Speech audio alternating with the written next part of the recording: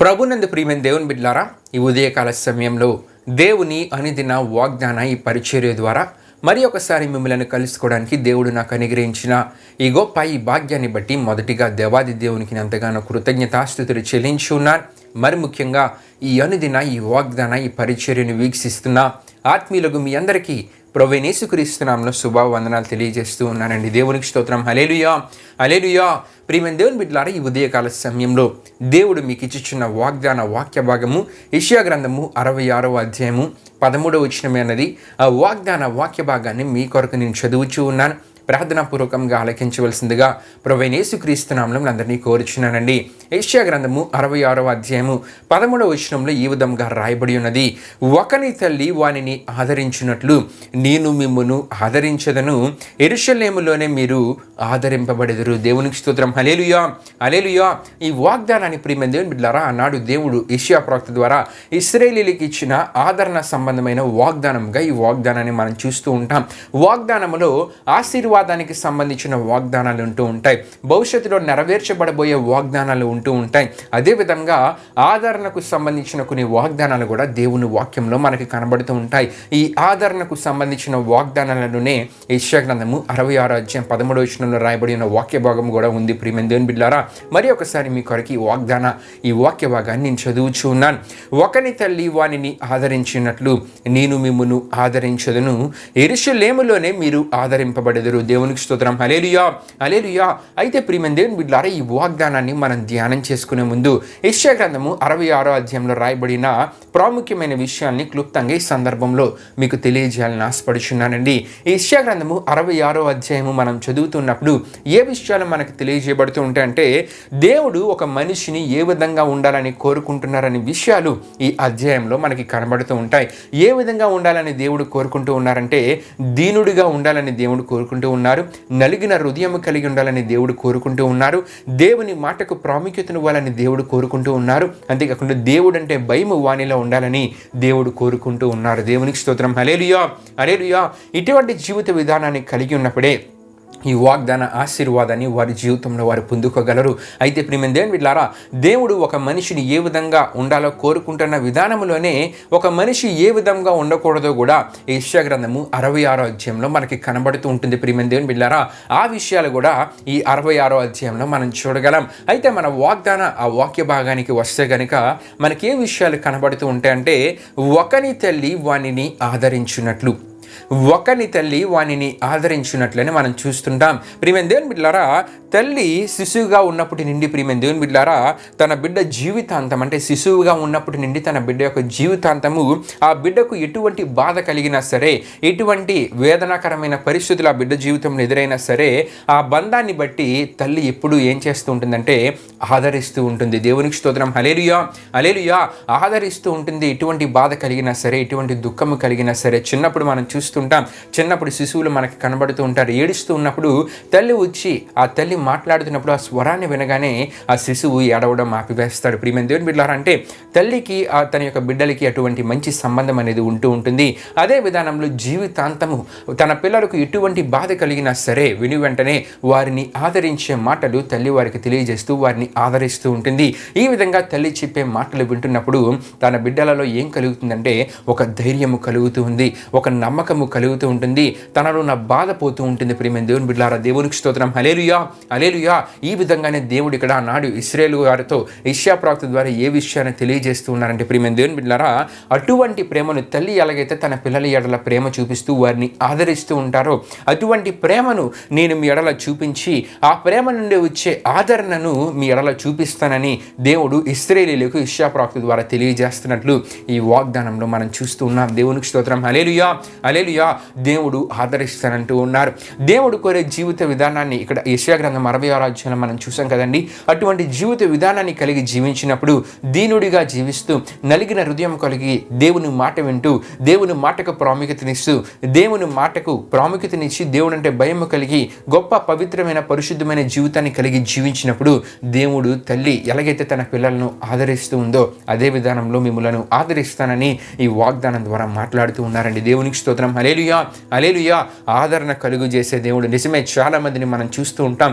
ఈ భూ సంబంధమైన బాధలు చాలా మంది జీవితాల్లో వారు ఎదుర్కొంటూ ఉంటారు. ఎటువంటి బాధలు అంటే కొన్ని సందర్భాల్లో ఒంటరి వారు అయిపోతూ ఉంటారు. కొన్ని సందర్భాల్లో వారు ఏ తప్పు చేయకపోయినా సరే నిందలు అనుభవించవలసిన పరిస్థితులు ఎదురవుతూ ఉంటాయి. అంతేకాకుండా అవమానం అనేది చాలా మంది ఎదుర్కొంటూ ఉంటారు. కొంతమంది చాలా మందిని చిన్న చూపు చూస్తూ వారిని బాధ పెట్టేవారుగా ఉంటూ ఉంటారు. వీటి వల్ల ఏం కలుగుతుందంటే ఒక మనిషిలో బాధ అనేది కలుగుతూ ఉంటుంది, ఒంటరితనం అనేది ఏర్పడుతూ ఉంటుంది. నిందలు అవమానము తట్టుకోలేక చాలా మంది పూర్తిగా డిప్రెస్డ్ స్టేజ్కి వెళ్ళిపోయిన వారు ఎంతోమంది మనకి కనబడుతూ ఉంటారు. అయితే దేవుడు ఏమంటూ ఉన్నారంటే అటువంటి సమయాల్లో ఆ మనిషిని ఆదరించేవారు కూడా తక్కువగా ఉంటూ ఉంటారు. కానీ దేవుడు ఏమంటూ ఉన్నారంటే, ప్రియమైన దేవుని బిడ్డలారా, నేను మిమ్మలను ఆదరిస్తాను, ఒకని తల్లి వానిని ఆదరించినట్లు నేను మిమ్మల్ని ఆదరిస్తానని దేవుడు ఒక గొప్ప ఆదరణ సంబంధమైన వాగ్దానాన్ని యెషయా ప్రవక్త ద్వారా నాడు ఇశ్రాయేలుకి తెలియజేసిన విధానంగానే ఈ దినాన్ని దేవుడు మనతో మాట్లాడుతూ ఉన్నారండి. దేవునికి స్తోత్రం. హల్లెలూయా, హల్లెలూయా. ఒకని తల్లి ఆదరించినట్లు మీకు కలిగే నిందలలో, అవమానంలో, ఒంటరితనం అనేది మీకు కలిగినప్పుడు, భూ సంబంధమైన బాధకరమైన పరిస్థితులు మీ జీవితంలో కలిగినప్పుడు మిమ్మల్ని ఆదరిస్తానని చెప్పి దేవుడు అంటూ ఉన్నారు. ఆయన ఆదరించి మనలో ధైర్యాన్ని నింపే దేవుడు, మనలో మరలా నమ్మకాన్ని కలుగు చేసే దేవుడు. ప్రియమైన దేవుని బిడ్డలారా, అంతేకాకుండా ఇంకొంతమంది గురించి మనం ఆలోచిస్తున్నప్పుడు కొన్ని పరిస్థితుల నడుమ ప్రియమైన దేవుని బిడ్డలారా చాలా మంది వారి జీవితాలలో తల్లులను కోల్పోయిన వారిని మనం చూస్తూ ఉంటాం. వారి జీవితాల్లో తల్లి ప్రేమను వారు అనుభవించలేని పరిస్థితి ఎంతో మంది ఎదుర్కొంటూ ఉంటారు. ప్రియమైన దేవుని బిడ్డలారా, కానీ దేవుడి వాగ్దానం ద్వారా అంటూ ఉన్నారు, ఆ తల్లి ప్రేమను పొందలేని వారి జీవితాల్లో కూడా ఒకని తల్లి వానిని ఆదరించినట్లు నేను మిమ్మల్ని ఆదరిస్తానని, అంటే ఆ ప్రేమను మీ ఎడల నేను చూపిస్తానని ప్రియమైన దేవుని బిడ్డలారా ఈ వాగ్దానం ద్వారా మాట్లాడుతూ ఉన్నారు. అంతేకాకుండా ఇంకొంతమంది పరిస్థితి మనం ఆలోచిస్తున్నప్పుడు ఉద్యోగరీత్యా కుటుంబానికి దూరంగా ఉంటూ వారి ఉద్యోగరీత్యా వారి జీవిత విధానంలో వారు ముందుకు వెళ్తున్నప్పుడు కొన్ని ప్రతికూల పరిస్థితులు ఎదురైనప్పుడు ఆ విషయాల్ని ఇంట్లో వారికి తెలియజేయలేని పరిస్థితి, ఆ విషయాలను ఇంట్లో తల్లిదండ్రులకు చెప్పుకోలేని పరిస్థితి చాలా మంది ఎదుర్కొంటూ ఒంటరితనాన్ని అనుభవిస్తూ బాధలో ఉండిపోతూ ఉంటారు. కానీ దేవుడు అంటూ ఉన్నారు, మీరు నా మాట వింటే కనుక, మీరు దీనులుగా జీవిస్తూ నా మాట విని నా మాట ప్రకారం మీరు ముందుకు వెళ్తే కనుక, మంచి ఆత్మీయ జీవిత విధానాన్ని కలిగి జీవిస్తే కనుక నేను మిమ్మలను ఆదరిస్తానని దేవుడు అంటూ ఉన్నారండి. దేవునికి స్తోత్రం. హల్లెలూయా, హల్లెలూయా.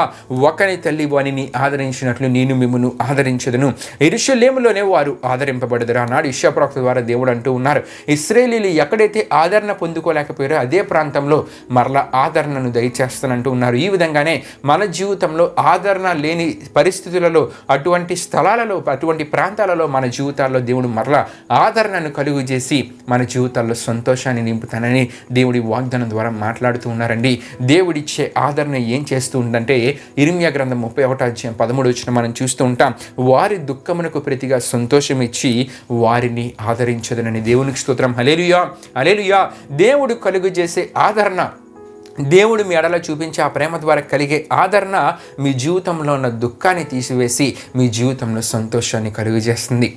సంతోషకరమైన పరిస్థితులు, మీలో ఉన్న ఒంటరితనం అనేది పోతుంది, మీలో ఉన్న భయం అనేది పోతుంది.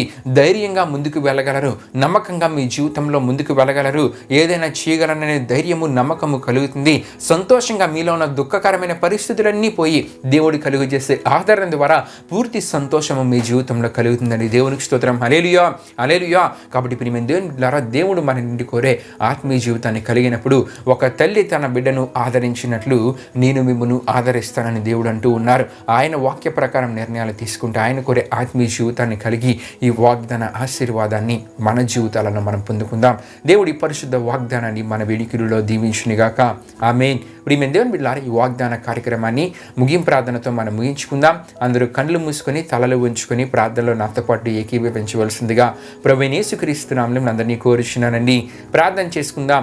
మహిమా స్వరూపైన మా ప్రభువా, జీవాధిపతి అయిన యేసయ్యా, నీ ఘనమైన నామానికే మహిమ, ఘనత, ప్రభావం చెల్లించిన దేవా, ఇప్పటి వరకు జరిగిన ఈ వాగ్దాన కార్యక్రమంలో మాతో పాటు తోడుగా ఉండి నడిపించిన దేవా, మీకే వేలాది వందనములు, కృతజ్ఞతాస్తుతులు చెల్లించిన యేసయ్యా. మరి ఆదరణ లేని జీవితాలు, ఒంటరితనాన్ని అనుభవిస్తూ భూ సంబంధమైన బాధాకరమైన పరిస్థితుల ద్వారా బాధపడుతున్న వారందరికీ నీవు ఆదరణ కలుగు చేస్తానని ఈ వాగ్దానం ద్వారా మాట్లాడిన దేవా, నీవు కోరే ఆత్మీయ జీవిత విధానాన్ని వారికి కలిగి ఈ వాగ్దాన ఆశీర్వాదాన్ని వారి జీవితంలో పొందుకోగలిగేలా, తద్వారా వారి జీవితంలో ఉన్న దుఃఖకరమైన పరిస్థితుల అన్నిటి నుండి విడుదల పొందుకొని సంతోషకరమైన పరిస్థితులు వారి జీవితంలో వారు అనుభవించగలిగేలా మీరు కార్యాన్ని జరిగించండి.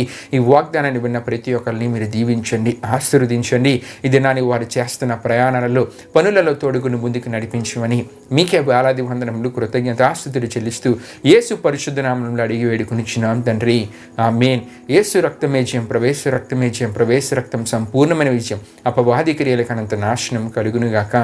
ఆమేన్.